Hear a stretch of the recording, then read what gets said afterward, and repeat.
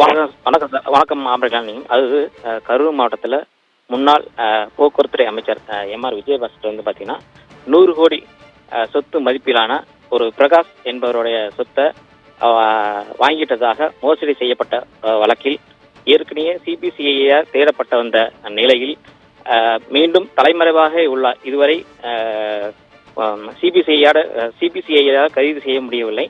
தேடிக்கொண்டே இருக்கார். அவரும் தலைமறைவாகத்தான் தற்பொழுது வரை இருந்து வருகிறார்.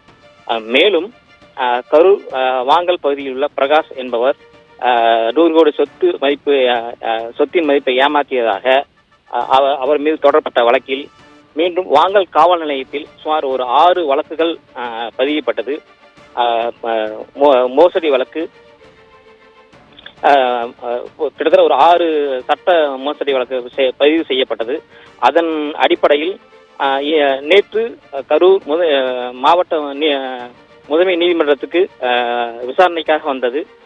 நீதிபதி சண்முக சுந்தரம் விசாரணைக்கு எடுத்துக்கொண்டு நாளை விசாரிப்பதாக கூறினார்.